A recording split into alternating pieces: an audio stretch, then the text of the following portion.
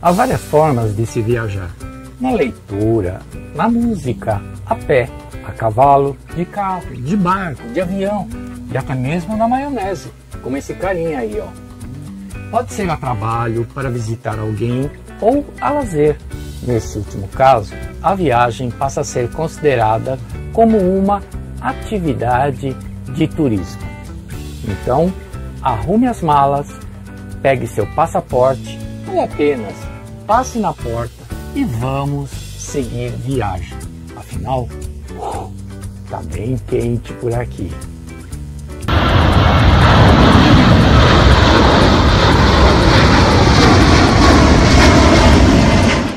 O ser humano viaja desde há muito tempo. Obviamente, no começo a ideia era viajar com outro propósito, para buscar água, alimento ou até proteção.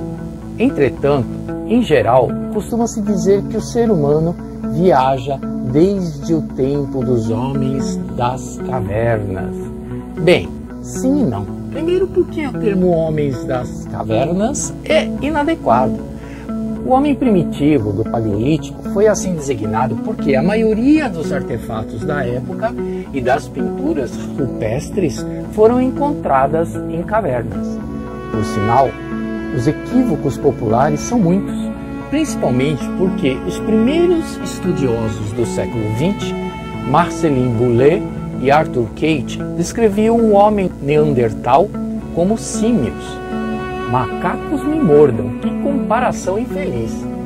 Com o avanço da indústria do entretenimento, o que chamavam de homens das cavernas ganhou vários elementos icônicos, uns cabíveis, outros não, como as pedras usadas como ferramentas, os tacos de ossos ou porretes de madeiras, os grunhidos similares aos macacos e as roupas de pele. E ainda mais bizarras eram as que representavam os homens com uma espécie de bata sustentada por uma tirinha sobre os ombros ou na forma de tanga, e as mulheres com aquele ossinho amarrado pelos cabelos no topo da cabeça e uma espécie de túnica sustentada pelo ombro, para cobrir os seios, algo muito europeu, não é verdade? Como se estas representações equivocadas não bastassem, a ideia de que tinham um comportamento selvagem também passou a ser retratada. Eram tidos como bestas que se enfrentavam sem razão aparente, que nocauteavam as mulheres com porretes e as arrastavam pelos cabelos até as cavernas onde o casal feliz moraria. Que absurdo, não? Nas imagens de caça, eles eram representados com lanças, correndo atrás de mamutes. O que acontecia? Ou dinossauros, o que é uma tolice, visto que os dinossauros foram extintos há 60 milhões de anos antes do aparecimento do Homo sapiens. O que se sabe é que as cavernas nada mais eram que abrigos provisórios ou locais de encontros e celebrações. Possivelmente, os seres humanos só passaram a se instalar em determinadas moradias quando aprenderam a plantar para colher e criar animais. Caso contrário, eram nômades, viajavam em busca de alimento, água e segurança.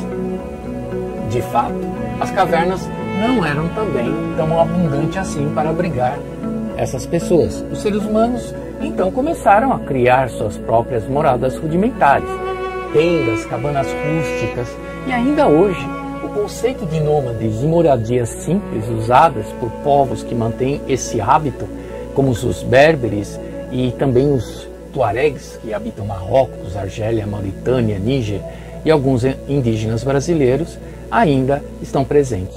Portanto, seja no passado, seja no presente, o homem de Neandertal e a mulher de fio dental têm viajado muito, não é verdade?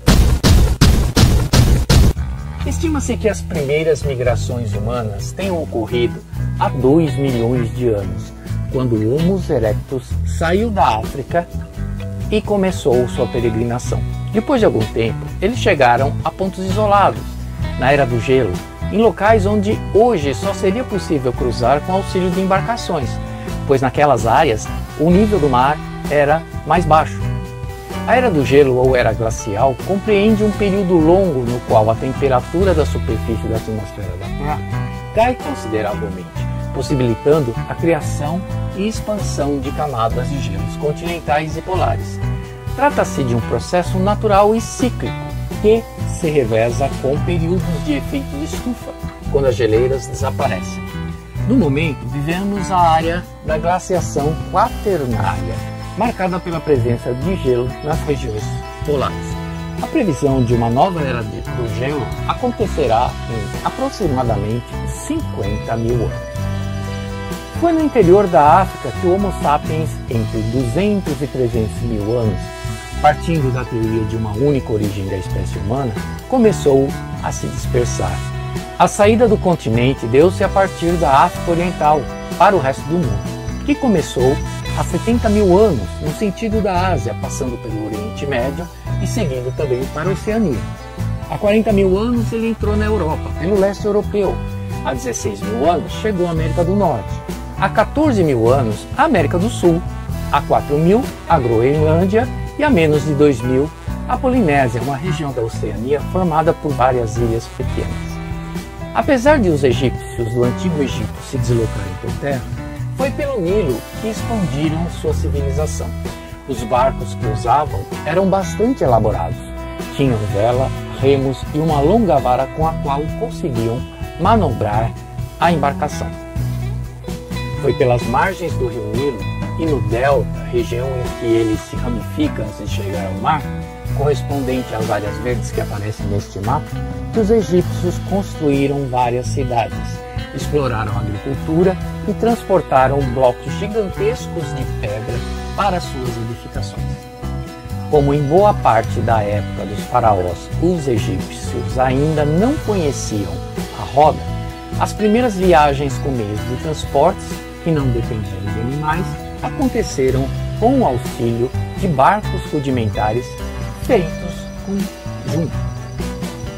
Na região onde hoje é o Iraque e parte dos territórios vizinhos, os rios Tigres e Eufrates permitiram a expansão dos povos da Mesopotâmia, incluindo os sumérios, arcadianos, assírios e babilônios. Mas o domínio no uso das rodas também possibilitou expandir as áreas de circulação desta população. Os conflitos foram responsáveis por várias massas de viajantes, como os judeus, que foram deportados para outras áreas do Império Assírio.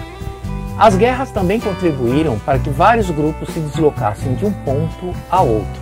Afinal, não é de hoje que a ambição humana se faz presente. Os fenícios foram grandes mercadores marítimos. Dominaram entre 1200 a.C. e 539 a.C.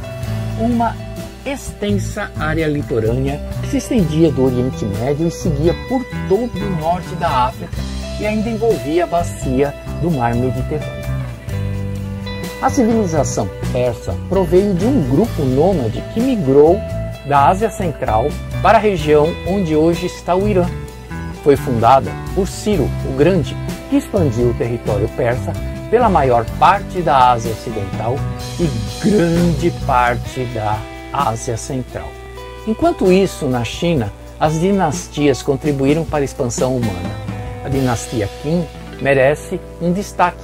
Foi nela que começou a construção da Muralha da China, que teve início em 220 a.C., com deslocamento de massas humanas para sua construção, assim como dos inimigos para tentarem contornar seus mais de 21 mil quilômetros de extensão.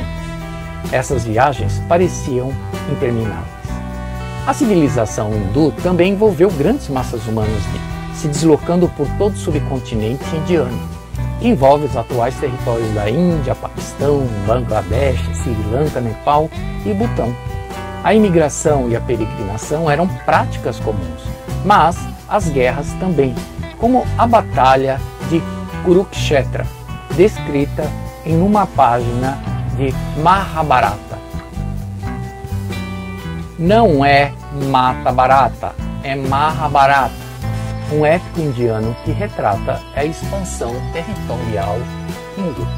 Por sinal, este livro é uma excelente dica de leitura. é o mais extenso poema épico da história, escrito em sânscrito há aproximadamente 2.500 anos. Ele traz a história de uma guerra de poder travada na Índia entre os clãs Pandava e Kaurava, que resulta em uma batalha apocalíptica.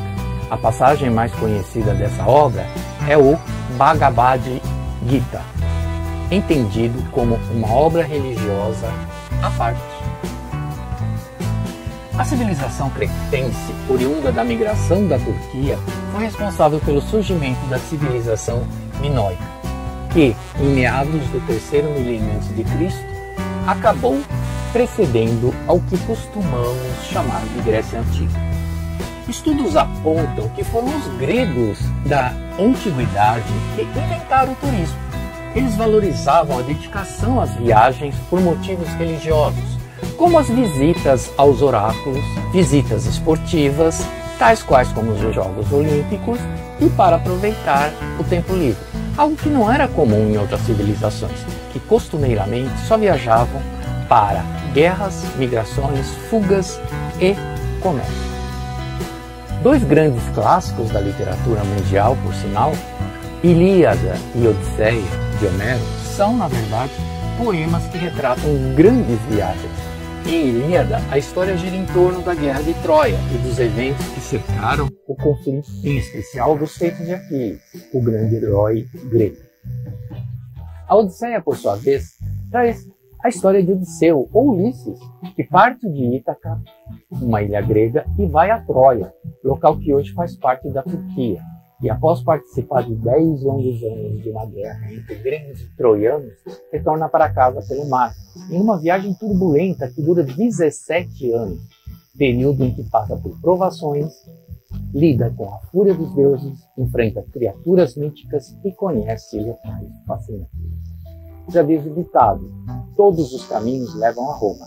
Durante a Pax Romana, período de expansionismo do Império e de grande fartura, os mais abastados percorriam longas distâncias para relaxarem nas águas termais.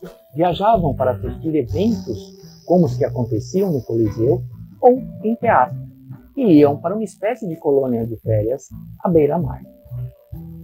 Durante a Idade Média, as viagens se concentraram naquelas motivadas pelas guerras ou por razões religiosas, principalmente na Europa, onde o cristianismo se impôs a terra e fogo. Eram comuns as visitas à Terra Santa partindo de Veneza e à Catedral de Santiago de Compostela, na Espanha, que hoje é conhecido como Caminho de Santiago. Todavia, a Guerra Santa, que deu origem às Cruzadas, promoveu deslocamentos, expedições religiosas cristãs e militares que aconteceram entre o século XI e XIII, com o propósito de tomar do domínio islâmico a Terra Santa. Não é preciso dizer que essas investidas em nome da fé resultaram em imensos banhos de sangue. A Terra Santa, por sinal, é uma região situada entre o Rio Jordão e o Mar Mediterrâneo, que hoje faz parte de Israel e da Palestina. É um local de interesse religioso para o cristianismo, o judaísmo e o islamismo, que até hoje é um ponto nevrálgico que constantemente desestabiliza a paz mundial. No Oriente Médio, as viagens de cunho religioso também ganharam espaço nesse período, como Hajj, nome dado à peregrinação muçulmana para a cidade sagrada de Meca, na Arábia Saudita, a mais importante manifestação religiosa do Islã. Mas não é só o ser humano que viaja. A peste bubônica, transmitida pelas pulgas dos ratos, também se espalhou pelo mundo, como se estivesse a bordo do barco de Caronte. Entre 1343 e 1353, vinda do Oriente, provavelmente trazida pelos ratos que pegavam carona nos navios, mercadores genoveses que faziam a rota a seda, a peste se espalhou pela Europa, dizimando em 10 anos por volta de 200 milhões de vidas. O surto levou muita gente a abandonar os grandes centros, muitas dessas pessoas levando consigo doenças, ratos e fungas. A epidemia de Covid-19 tem em alguns aspectos, uma semelhança grande com o seu turco. Foi na Idade Moderna que surgiram os primeiros hotéis, hospedarias mais elaboradas e os quartos para alugar disponíveis em tavernas, estalagens e outros locais menos apropriados. Eles eram usados para a nobreza e pessoas mais abastadas. Enquanto isso, pelo mundo, caravelas e embarcações europeias similares chegavam a outros pontos do planeta. Portugueses, espanhóis, ingleses, holandeses e franceses realizaram expedições marítimas para as Américas, África, Ásia e Oceania. A colonização de muitos locais tomados pelos europeus desencadeou muitas idas e vindas pelos mares, o que alimentou a pirataria, que via nas rotas marítimas uma oportunidade de se fartar com tesouros. O desejo de colonizar as novas posses arrastou milhões de negros para fora do seu continente, especialmente para as Américas. A escravização e o tráfico destruíram vidas, famílias e culturas em favor da ganância dos europeus. Um dos livros mais impressionantes a respeito do tráfico negreiro é 50 Dias a Bordo de um Navio Negreiro, criado a partir do diário do reverendo Pascal Griffith Hill, que descreve alguns episódios ocorridos durante o trajeto de um tumbeiro entre o Brasil e Moçambique em 1843. É impressionante os horrores ali retratados. Veja este trecho. Aproximou-se uma tempestade. Eu e todos os outros que estavam deitados no convés recebemos o aviso por algumas pesadas gotas de chuva. Seguiu-se, então, uma cena cujos horrores são impossíveis de descrever. Os marujos, obrigados a usar as mãos para encurtar as velas, repentinamente, na incerteza quanto à força das rajadas de vento e chuva, encontraram as pobres e desamparadas criaturas deitadas pelo convés, um obstáculo para chegarem até as cordas e realizarem o que era necessário. Isso fez com que ordenassem a retirada de todos para a parte de baixo da nau, o que foi imediatamente obedecido. Porém, como a noite estava intensamente quente, os 400 miseráveis indivíduos amontoados num porão de 12 jardas de comprimento e 7 de largura e 3,5 pés de altura rapidamente começaram a fazer um esforço para voltar ao ar livre. Eram empurrados para trás, mas se esforçavam para sair, até que a escotilha fechou-se sobre eles. Na outra escotilha, na parte de trás do navio, uma grade de madeira foi fixada sobre ela, assim sendo a única passagem de ar. O calor sufocante do porão e talvez o pânico pelo estranhamento daquela situação fez com que a pressionassem e assim grande parte do espaço embaixo dela tornou-se inutilizável. Eles se amontoaram na grade e, agarrando-se a ela, lutavam por ar, mas com isso impediam completamente a sua entrada. Eles lutavam para abrir caminho pelas aberturas de 14 polegadas de comprimento e nada mais que 6 polegadas de largura. Em alguns casos, conseguiam. Os gritos, o calor e, posso afirmar sem exagero, a fumaça do tormento deles, que de lá subia, não podem ser comparados a nada desse mundo. Um dos espanhóis alertou que a consequência disso seria muitas mortes. Mañana habrá muchos muertos. Quinta-feira, 13 de abril.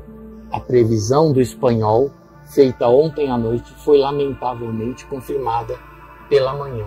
54 corpos esmagados e mutilados foram içados do convés dos escravos, levados para o passadiço e depois jogados ao mar. Alguns estavam enfraquecidos por doenças e muitos feridos e ensanguentados. Antônio disse-me que alguns foram encontrados estrangulados, com suas mãos ainda agarrando a garganta de outros e as línguas para fora de suas bocas. As vísceras de um estavam expostas e esmagadas. Eles tinham sido pisoteados até a morte. Em sua maior parte, os mais fracos sob os pés dos mais fortes, na loucura e no tormento de sufocar pela multidão e pelo calor. Era uma visão pavorosa vê-los passar, um a um, com os membros enrijecidos e torcidos, cobertos de sangue e de sujeira, para serem jogados ao mar. Alguns ainda vivos, tremendo, foram deitados no convés para morrer. Água salgada era tirada sobre eles para tentar revivê-los e um pouco de água fresca derramado em suas bocas.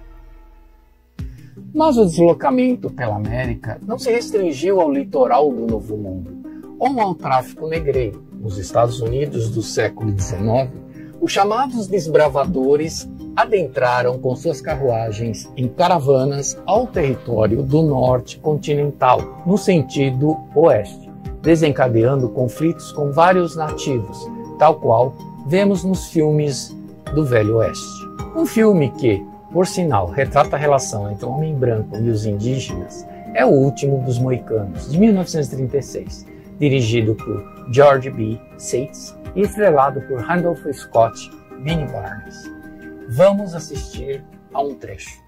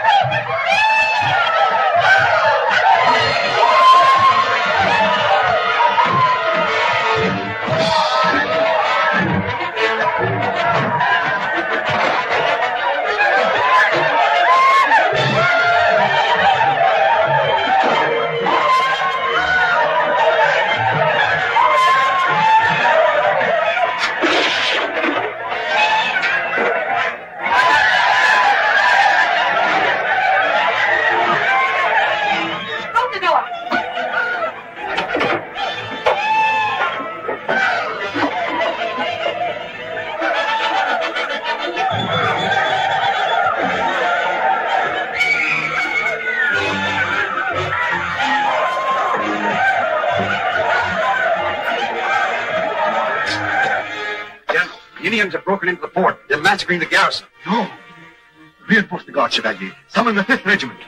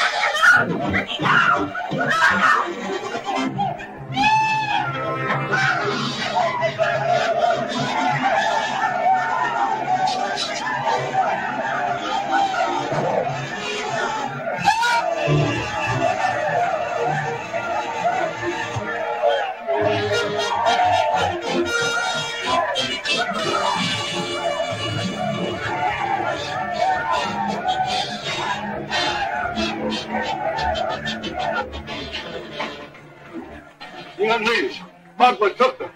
Barbara, they'll head north to their own country. Yes, go. Save them.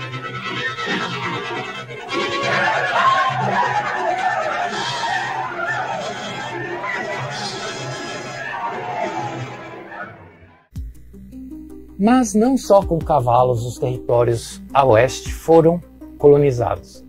Os trens a vapor também cruzaram terras tidas como inóspitas e várias embarcações singraram os volumosos rios do novo continente. Em 1841, Thomas Cook, um missionário e empresário inglês, foi responsável pela primeira demanda de viagem férrea exclusiva para turista. Ele fretou um trem para atender aos interesses e conseguiu, com isso, reunir 570 pessoas. Estava fundada a primeira agência de turismo. Mas o turismo não é feito só de viagens. Era preciso melhorar os serviços de hospedagem. Coube ao suíço César Ritz esse papel em 1898, quando transformou um edifício privado em um hotel de luxo em Paris, o Ritz.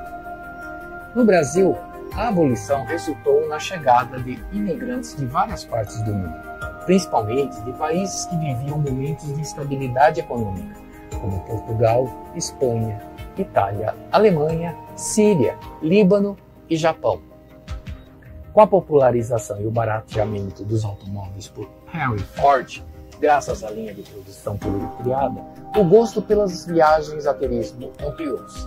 Em pouco tempo, os automóveis tornaram-se mais confiáveis e novas distâncias passaram a ser conquistadas com 4 rodas. Os dirigíveis e o avião foram invenções que abriram ainda mais um leque de opções para se viajar. Todavia, o século XX não começou só com viagens em busca de lazer e novas máquinas de transporte. O velho continente fervilhava por problemas políticos, ideologias e instabilidades. A Primeira Guerra Mundial, ocorrida entre 1914 e 1918, promoveu uma dinâmica de movimentação humana nunca antes vista. Havia os que fugiam, os que expandiam fronteiras, os que chegavam para defender os países amigos. Como toda guerra resulta em desenvolvimento tecnológico, finda a Primeira Guerra, o investimento em turismo foi reavivado com muita tecnologia. A companhia britânica White Star Line lançou, em 1912, o luxuoso RMS Titanic, que conduzia aproximadamente 2.224 pessoas em sua viagem inaugural. Entretanto, bateu em um iceberg, naufragou e vitimou 1.514 pessoas. Mas o dirigível Hindenburg protagonizou uma das primeiras tragédias aéreas que vitimou várias pessoas, incluindo turistas, conforme vemos no vídeo a seguir, acompanhado pelo depoimento emocionado do locutor Herbie Morrison para a WLS Rádio. It's starting to rain again. The rain had slacked up a little bit.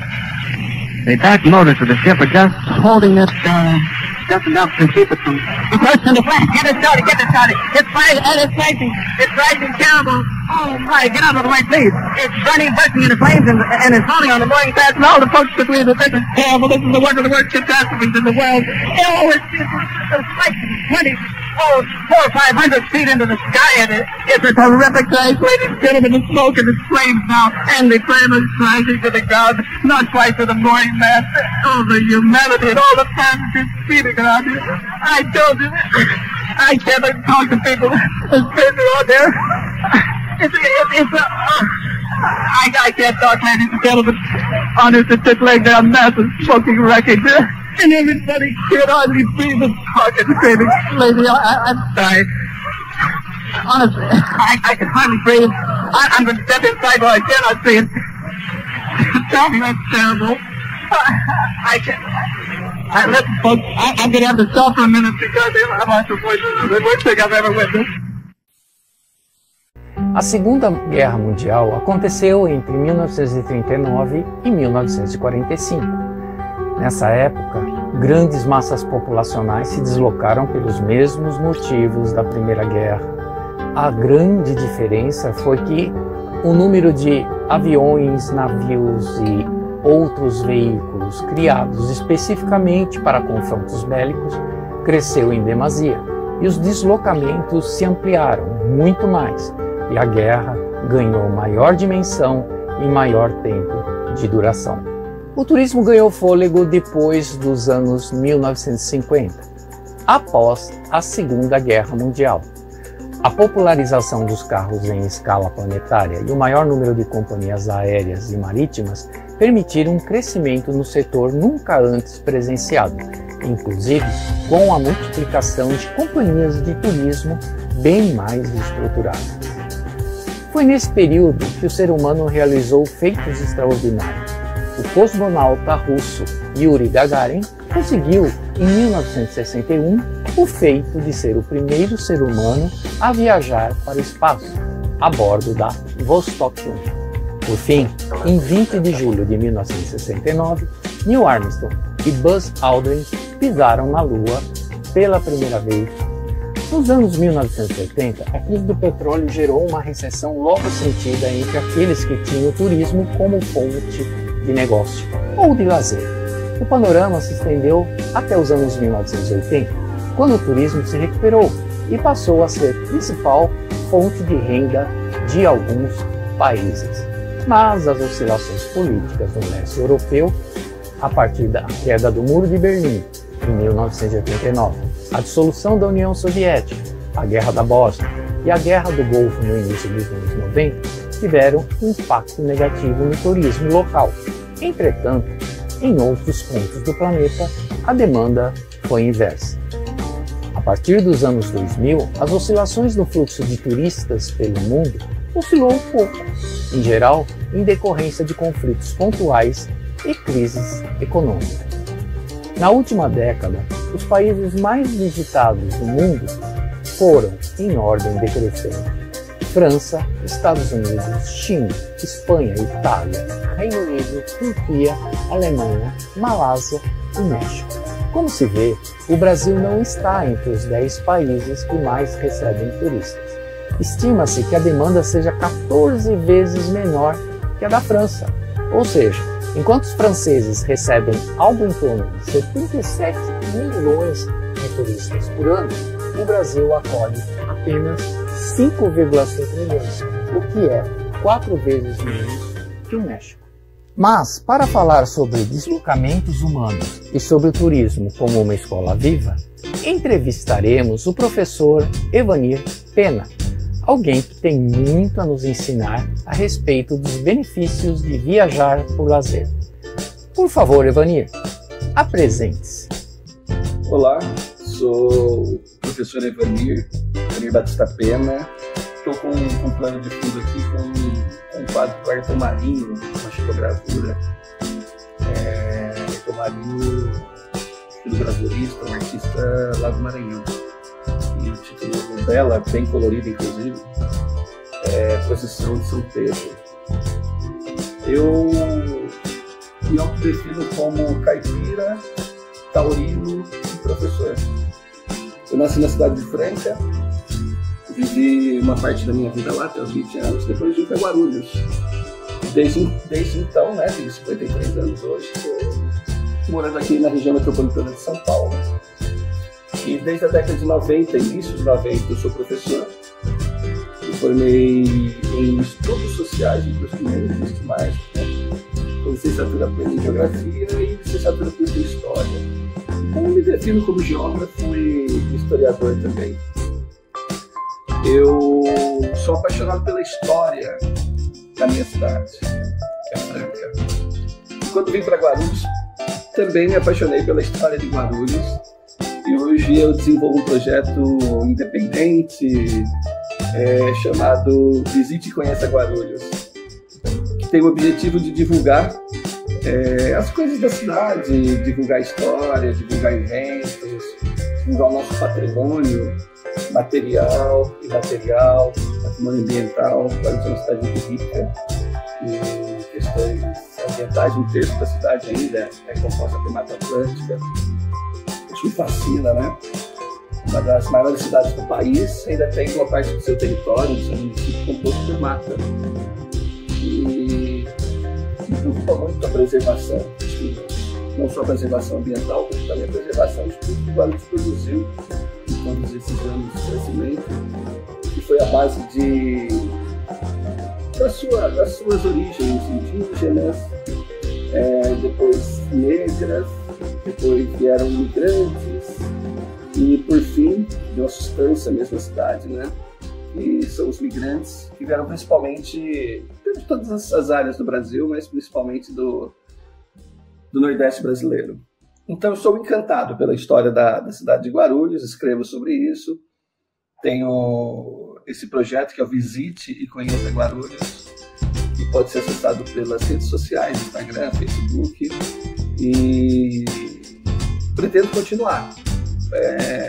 Sou também um apaixonado pela geografia da cidade, pela distribuição territorial, pela cultura de todos esses povos que formaram a nossa essência, e faço isso por amor, como já disse, a cidade, e principalmente por um prazer muito grande de estar pesquisando, estudando, conversando com as pessoas, porque eu entendo a importância não só da história, né, aquela oficial, documentada, mas principalmente pela memória, né?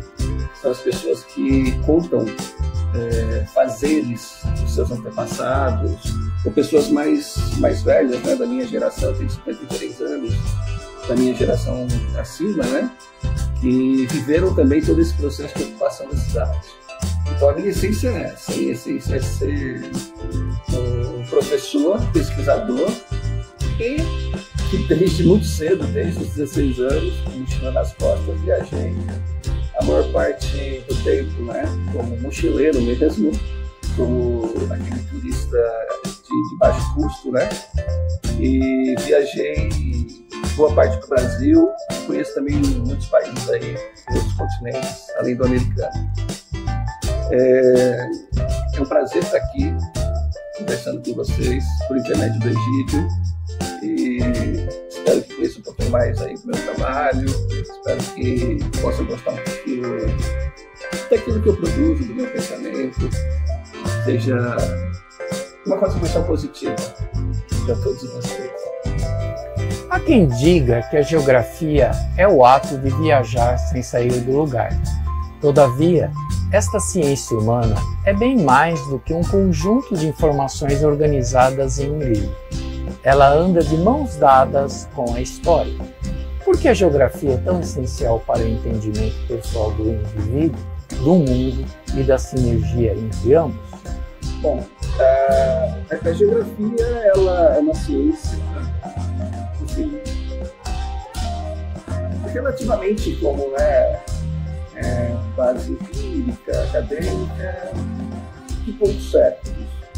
Mas desde que o homem se coletivizou, né, desde que o ser humano, ele entendeu-se como um ser coletivo de vivências conjugadas com outros seres humanos e com o próprio meio, ou seja, desde a antiguidade, a Grécia Antiga, ela já é estabelecida a geografia como uma importante ciência para o entendimento das relações entre o ser humano e o meio.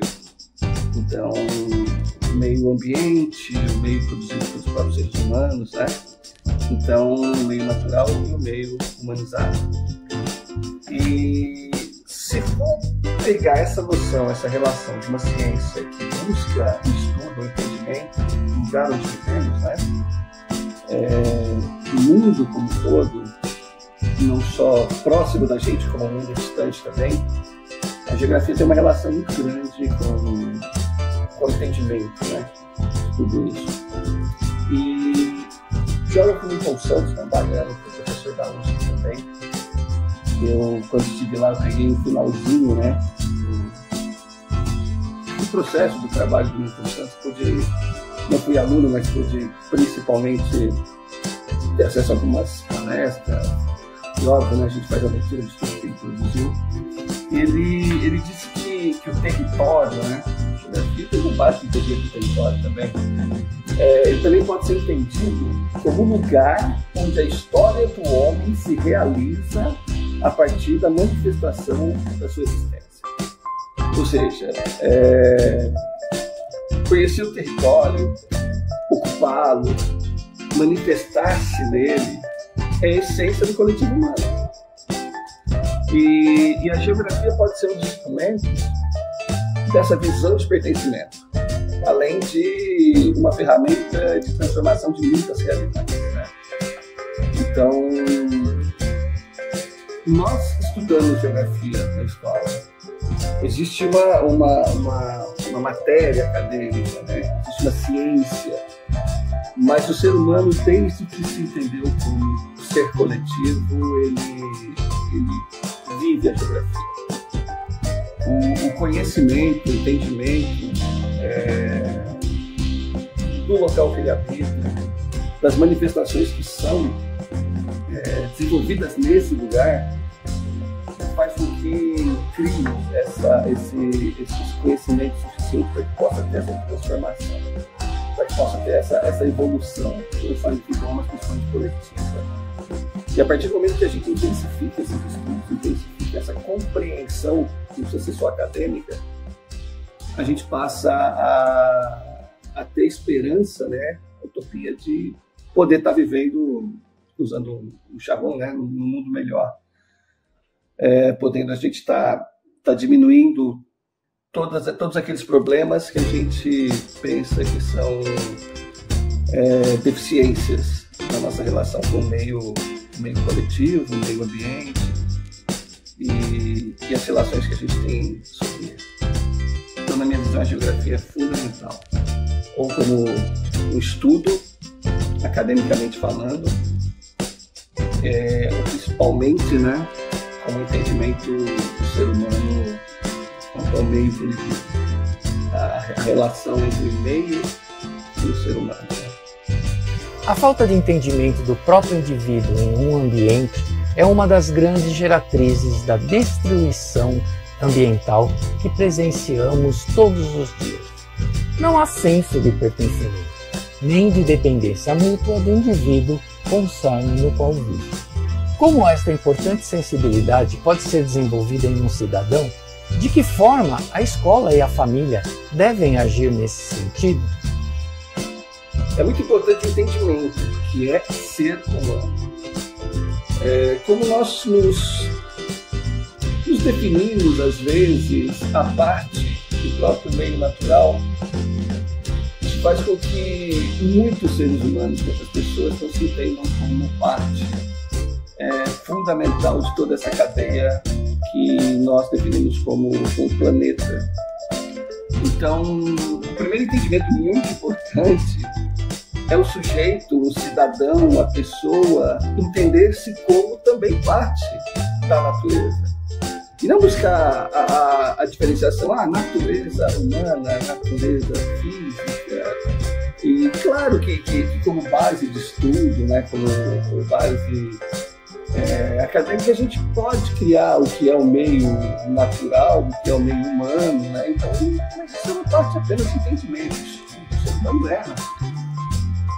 Então, a partir desse momento que você não cria esse entendimento na pessoa, desde muito cedo, desde sempre, que somos parte também, sim, da natureza, do meio natural, vamos criar uma suposta relação, talvez de superioridade em relação a isso. Porque nós temos o poder de destruir, nós temos o poder de transformar, mas temos o poder de entender e recuperar também.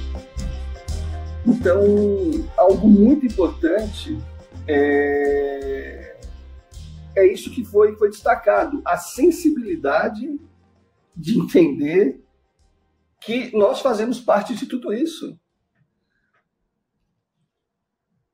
Assim, a primeira escola é a família, né? Então, acho que a presença, a vivência, a parte de exemplos, de conversas que a criança tem com seus pais, que a criança tem dentro da tua casa é fundamental. Não esperar que só na escola, né, a partir de um programa estabelecido por um governo, que às vezes muda de um ano para o outro, que planejamentos acontecem, são refeitos. Então, a escola, claro, não tem como dizer que a escola não é parte importante disso, mas a família tem que trazer isso. Você tem que ter essas discussões dentro da família.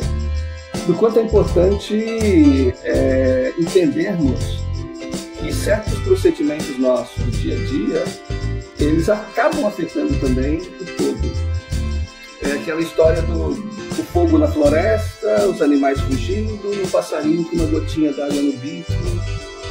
indo e jogando a gotinha no fogo. Voltava até o rio, punha uma gotinha no bico, jogava no fogo. Aí os animais perguntam, mas poxa vida, o que você está fazendo? Você acha que essa gotinha vai apagar aquele fogo lá? E a resposta é óbvia, você vai apagar, não sei, eu estou fazendo a minha parte, aquilo que me cabe, aquilo que eu posso fazer. Claro que tem grupos, tem empresas, tem pessoas que podem muito mais. Mas a gente não pode só esperar, né? Que isso contamine, essas ações positivas contaminem tudo. Nós temos que fazer a nossa parte também. Tanto que tem um entendimento, a gente tem que saber como o nosso cotidiano afeta tudo isso. A questão do consumo, a questão da destinação dos lixos, a questão do nosso estilo de vida. Então, isso é muito importante para que a gente possa, de fato, superar uma sociedade mais consciente e, ao mesmo tempo, um lugar mais adequado para a gente viver. Um dos seus trabalhos envolve o conhecimento da cidade de Guarulhos, o município em que você vive. Frequentemente, você publica nas redes sociais curiosidades geográficas e histórias relacionadas às ciências naturais guarulhenses. Por que faz isso e de que forma este trabalho impacta nas pessoas que o acompanham e suas publicações? Por que ações como esta são essenciais para o município e cidadãos que nele vivem ou trabalham?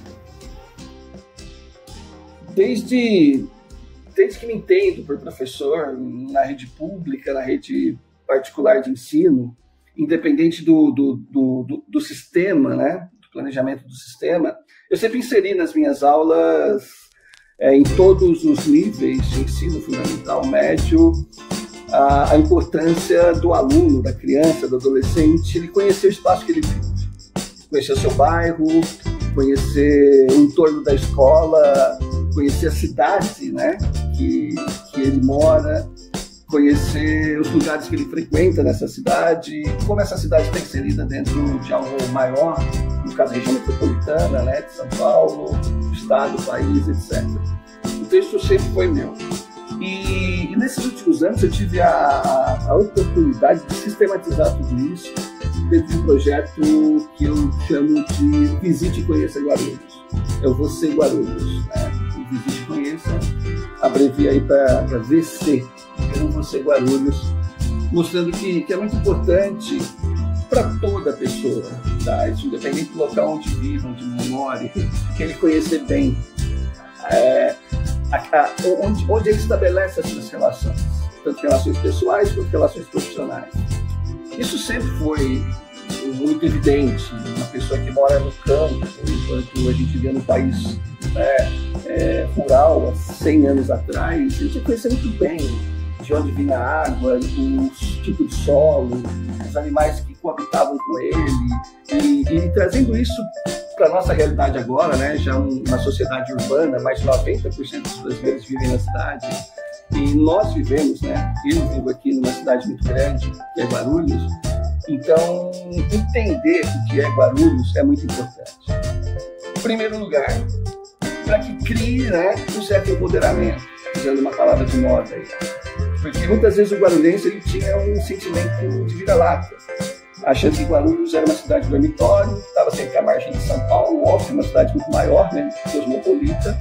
Então fazia com que o guarulhense ele não tinha orgulho do lugar que vivia. Pelo contrário, só predominavam críticas. Não se buscava aqueles pontos positivos de viver nessa pequena metrópole, né? Maior que muitas cidades do Brasil e até do mundo. Então, o que acontecia? O guarulhense muitas vezes não explorava a cidade de que acontecem muitas coisas. Então, o que eu pretendi, né? O que eu busquei com esse projeto, esse Guarulhos, foi justamente isso. Primeiro, há críticas, claro, sobre a cidade, sobre a questão urbana, mas eu deixei um pouquinho isso de lado, que já tem muita gente que faz isso, e passei a destacar o que Guarulhos tem de positivo, como é a história da nossa cidade. Eu, para me entender como ser humano, eu tenho que entender a história da minha família. Para me entender como guarulhense, eu tenho que entender a história da minha cidade. Então foi justamente nesse conceito de empoderamento, de entendimento, que eu crio essas minhas matérias, postagens, destacando vários aspectos da história, do patrimônio cultural de Guarulhos, que é riquíssimo, e das artes guarulhenses, dos eventos que acontecem na cidade, para que as pessoas possam usufruir, para que as pessoas possam, de fato, viver Guarulhos como merece ser vivido. Entender que, ótimo, eu posso viajar, posso sair daqui, posso ir para São Paulo, posso passar uma tarde no Parque do Ibirapuera, mas eu tenho na cidade lugares tão interessantes quanto esses lugares que às vezes eu me desloco para São Paulo. Então, fazer com que o guarulhense entenda o que é a cidade. Isso é tão importante, até mesmo para que ele possa direcionar suas críticas também. Mas, ao mesmo tempo, conhecendo melhor a cidade, ele vai sentir-se, de fato, cidadão. Onde ele vai, de fato, poder usufruir de tudo que é aquilo que é público, que é coletivo, que é dele, que é nosso, e que muitas vezes a gente acaba deixando de lado, porque a gente não tem esse entendimento. Então, o objetivo das postagens, do projeto é esse: mostrar Guarulhos para o guarulhense em primeiro lugar. E depois, pensar no aeroporto, pensar nas pessoas que chegam aqui. Mas o objetivo é mostrar para o guarulhense, para quem mora, vive e trabalha na cidade. Na minha concepção, o turismo é uma viagem de mão dupla. Enquanto você viaja até um local, esse local viaja para dentro de você. Embora muita gente alegue que viajar é desperdício de dinheiro, ostentação ou coisa de desocupado, sabemos que isso não é verdadeiro. Para você, por que o turismo constrói saberes? Por quais motivos o hábito de viajar para diferentes paradeiros deveria integrar o planejamento de ações a serem efetivadas pelas pessoas? Desde que o ser humano existe, ele viaja, ele caminha, ele busca conhecimento de lugares diferentes daqueles que ele vive. Essa integração, nesses primeiros momentos física, né, você tinha que ir até o lugar para conhecer, e depois com o desenvolvimento, né, de livros, desenhos, imagens através da fotografia, cinema, hoje com a tecnologia que nós temos, né, de internet, então há a possibilidade de viajar sem sair de casa. Só que são coisas completamente diferentes. Você, para ter o desenvolvimento, a sensibilidade de todos os sentidos, né, você tem que estar no local. Eu posso conhecer a cultura peruana, japonesa, só a partir da internet. Mas eu só tenho noção de fato como é o Peru e o Japão a partir do momento que eu vivo, nem que sejam alguns dias, ao lado de japoneses e peruanos, nos lugares que eles vivem. Então é impossível, pode dizer o que for, se há estudos sobre isso que desconheço, que você não traz aquele lugar dentro de si, para mim é mentiroso, porque mesmo que você vá para um bairro da cidade e você vai poucas vezes ou nunca foi, e você vê determinadas relações naquele bairro, você experimenta uma comida de um restaurante específico daquele lugar, você toma um café, e você conversa com as pessoas que vivem naquele lugar, você volta trazendo um pouquinho dele para si. Então, tem até uma frase do Marcel Proust, que eu gosto muito, que diz que a verdadeira viagem da descoberta não consiste em procurar novas paisagens, mas em ter novos olhos. Então, até mesmo para viajar, você tem que ter uma certa preparação. Mesmo que você pegue e coloque suas roupas numa mochila e fala, vou sair para algum lugar aí que eu não conheço bem, ou vou até a rodoviária e pegar um ônibus, escolher aleatoriamente um lugar, você carrega para esse lugar toda a sua carga cultural, todas as suas experiências. Então, essa interação que você tem nele é muito importante para que você também traga conhecimento, sabe? Que são aplicados no nosso dia a dia. Então, quem não viaja por questões financeiras, não há possibilidade, há outras prioridades, né? É facilmente entendido. Mas quem tem condições, nem que seja para fazer uma viagem curta, em uma cidade próxima, não faz isso por achar desnecessário, por achar desperdício de dinheiro, eu acho uma grande perda individual.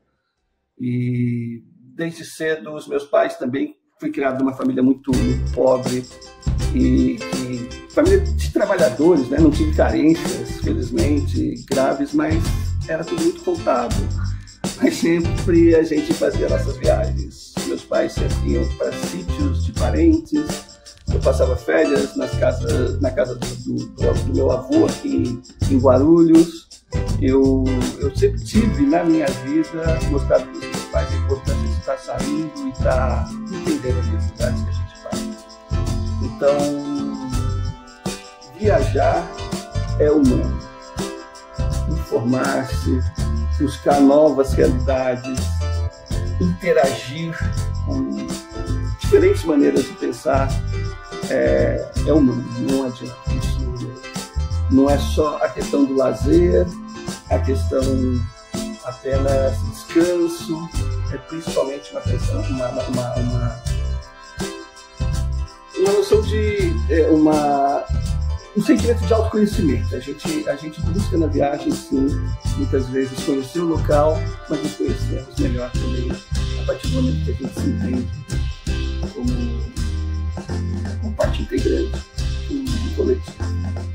Então, viajar para mim é fundamental. Há diferentes tipos de turismo: ecológico, histórico, religioso, entre outros, para todos os gostos. Entretanto, quando há necessidade de se eliminar custos por razões econômicas, o turismo é um dos primeiros itens a ser cortado, inclusive por intervenções políticas. Que dificuldades o setor tem vivenciado e de que forma este quadro poderia ser revertido ou amenizado? Você, como um viajante que já passou por vários pontos do planeta, costuma abrir mão do hábito de viajar por turismo diante de crises financeiras? Muitas vezes nós temos nossas prioridades. Claro que prioridade nem sempre, né, tá relacionado com o vital da sobrevivência, né? Eu pagar aluguel, as contas públicas, né, de energia, internet, comer, vestir, higiene, isso é essencial.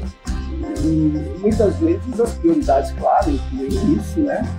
Mas prioridades incluem também para muitas pessoas. Para muitas pessoas, trocar o carro todo ano, ter sempre o celular da moda, usar sempre roupas de marca, acompanhar determinados modismos e assim por diante. Então, isso pode incluir dentro dos itens de prioridades para determinadas pessoas. Nas minhas prioridades está viajar. Eu abro mão de outros itens de consumo para que sobre dinheiro para fazer os meus passeios, as minhas viagens, que acontecem aí durante vários momentos do ano. Não só uma viagem muito grande, mas eu sair também para um local próximo, passar o final de semana numa praia, considerado viagem para mim também, considerado turismo. E eu tenho isso dentro das minhas prioridades. Claro que, a partir do momento que eu não tenho rendimento suficiente, não vou abrir mão de certas coisas essenciais para viajar. Envolve custos. Mas, como eu disse, a viagem e o turismo está dentro das prioridades. E olhando em termos de política pública, o turismo deveria ser enquadrado hoje como prioridade também para qualquer local. Economicamente falando, muitos países, muitos lugares do mundo têm o turismo uma das principais fontes de renda, nas principais fontes de sobrevivência da sua população, geração de empregos, impostos e assim por diante. Então, uma política pública, independente do lugar, que não estude as potencialidades, que não entenda os atrativos do seu local, né, a sua cidade, seu município ofereça, e sonegue isso, não use o turismo como uma fonte importante de geração de renda e emprego, um erro vital. E a gente sabe que boa parte das cidades brasileiras hoje, elas encaram o turismo como um elemento secundário.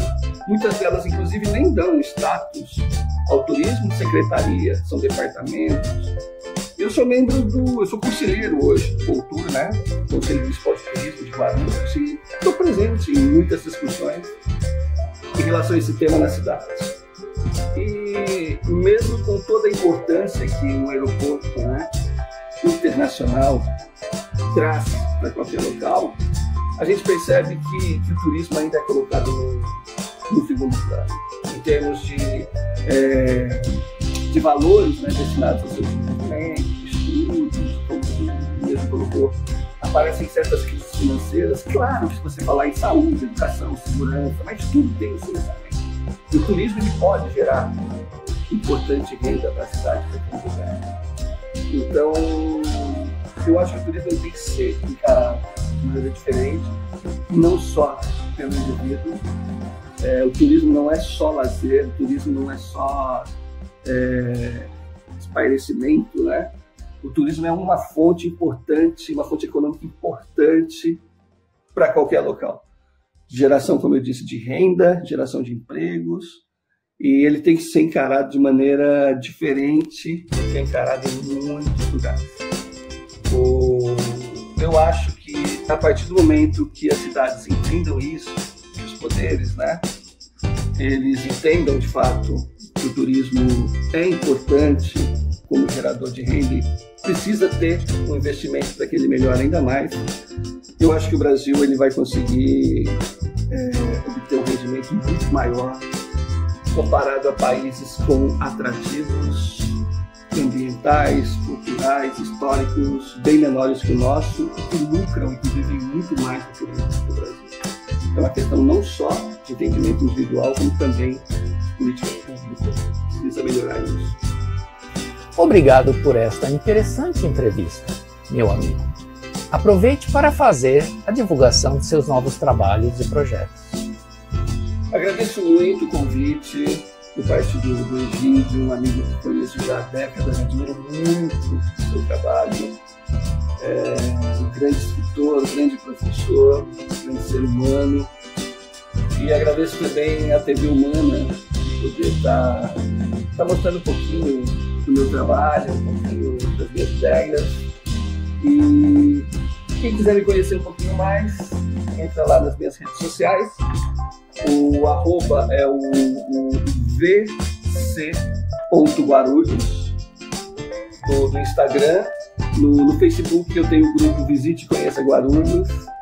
A minha empresa de turismo é a viafranca.turismo, está no Instagram também, arroba viafranca.turismo.